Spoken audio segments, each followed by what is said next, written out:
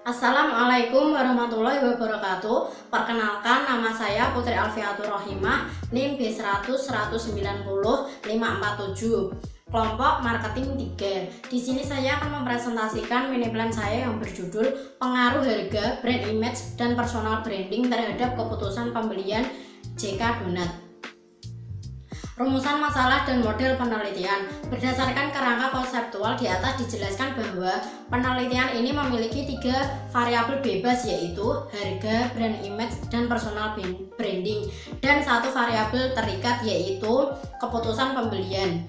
Penelitian ini digunakan untuk mengetahui pengaruh dari ketiga variabel bebas, baik secara simultan maupun parsial. Penelitian terdahulu, harga. Iful Anwar 2015 menjelaskan bahwa penawaran harga yang cocok cenderung mempengaruhi pembelian ulang pada suatu produk. Maslihatul Aulia 2017, apabila harga produk di suatu tempat sesuai dengan produk yang akan kita terima, konsumen akan memutuskan untuk membeli produk di tempat tersebut. Brand image, Dona Inavisa 2017 menjelaskan bahwa simbol dan image merupakan hal penting dalam periklanan dan mempunyai pengaruh dalam minat beli konsumen. Chris Nulufi 2015, semakin baik brand image suatu produk, maka semakin meningkat keputusan pembelian yang dilakukan konsumen. Personal branding, Nanda 2016 menjelaskan bahwa personal branding merupakan cara yang paling efektif untuk menanamkan pilihan pembeli, keyakinan pembeli, dan tindakan pembeli pada tingkat tertentu. Rizky Mutiara 2020 menjelaskan bahwa personal branding adalah seni dalam menarik dan memelihara lebih banyak klien dengan cara membentuk persepsi publik secara aktif. Hipotesis pertama, saya mengutip dari Maslihatul Aulia 2017. Apabila harga produk di suatu tempat sesuai dengan produk yang akan diterima, konsumen akan memutuskan untuk membeli produk di tempat tersebut. Kesimpulannya adalah diduga harga memiliki pengaruh yang signifikan terhadap minat beli konsumen. Hipotesis kedua, saya mengutip dari Chris Nulufi 2015. Semakin baik brand image suatu produk, maka semakin meningkat keputusan pembelian yang dilakukan konsumen. Kesimpulannya adalah diduga brand image memiliki pengaruh yang signifikan terhadap minat beli konsumen. Hipotesis kedua, saya mengutip dari Nanda 2016. Personal branding merupakan cara yang paling efektif untuk meningkatkan pilihan pembeli, keyakinan pembeli, dan tindakan pembeli pada tingkat tertentu. Kesimpulannya adalah diduga personal branding memiliki pengaruh yang signifikan terhadap minat beli konsumen. Definisi operasional variabel harga. Yang pertama yaitu keterjangkauan harga, di mana harga yang terjangkau dapat mempengaruhi minat beli konsumen. Ketika harga yang ditawarkan bisa masuk ke semua kalangan masyarakat, pasti daya beli produk akan meningkat. Yang kedua, daya saing harga. Ketika harga yang kita tawarkan mampu bersaing di pasaran, konsumen akan mempertimbangkan untuk membeli produk kita. Yang ketiga yaitu kesesuaian harga dengan kualitas. Ketika harga yang kita tawarkan sebanding dengan kualitas yang didapatkan konsumen, maka konsumen akan tertarik untuk membeli atau melakukan pembelian ulang pada produk kita. Brand image, yang pertama yaitu kesan profesional. Kita harus mencerminkan bahwa produk kita bagus, enak, dan berbeda dari produk yang lain. Kesan modern, kita harus mengikuti teknologi yang berkembang pada saat ini agar produk kita tidak kalah saing dari segi pemasaran, promosi melalui media sosial, sehingga bisa mencakup lebih banyak konsumen. Perhatian pada konsumen, kita harus memberi layanan terbaik kepada konsumen atau mau menerima kritik saran dari konsumen sebagai bentuk evaluasi. Personal branding, kepemimpinan, di mana owner harus mempunyai jiwa kepemimpinan untuk menjalankan sebuah bisnis agar mampu mengkoordinir karyawan dan konsumen dengan baik. Kepribadian, kita harus memiliki kepribadian yang bagus, ramah, loyal, saling menghargai terhadap para konsumen agar konsumen juga senang membeli produk kita. Perbedaan, pastinya setiap owner memiliki perbedaan yang dapat menarik minat beli konsumen dan mampu mengenal produk kita dengan baik. Metode pengumpulan data kuesioner.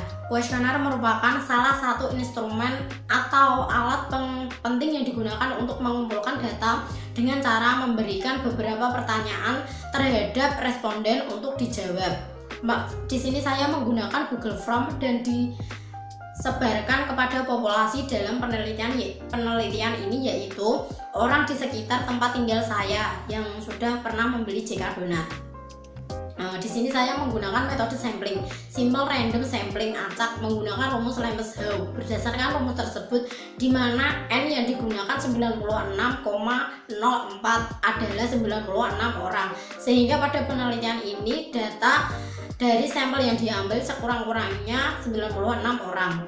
Metode analisis data regresi. Analisis ini digunakan untuk mengetahui pengaruh dari 3 atau lebih variabel yang terdiri dari satu variabel terikat dan 3 atau lebih variabel bebas. Analisis ini digunakan untuk mengetahui seberapa besar pengaruh variabel bebas, yaitu harga, brand image, dan personal branding terhadap variabel terkait, yaitu keputusan pembelian. Uji instrumen, uji reliabilitas. Pengujian reliabilitas terhadap seluruh item atau pernyataan dalam penelitian ini akan menggunakan rumus koefisien Cornbach alpha. Koefisien alfa tersebut dapat dikatakan reliable apabila instrumen tersebut mampu mengungkapkan data yang dipercaya dan sesuai dengan kenyataan sebenarnya. Uji reliabilitas dalam penelitian ini adalah menggunakan rumus Cornbach alpha sebesar 0,60 dengan ketentuan dinyatakan reliable apabila memberikan data di atas 0,60. Uji validitas.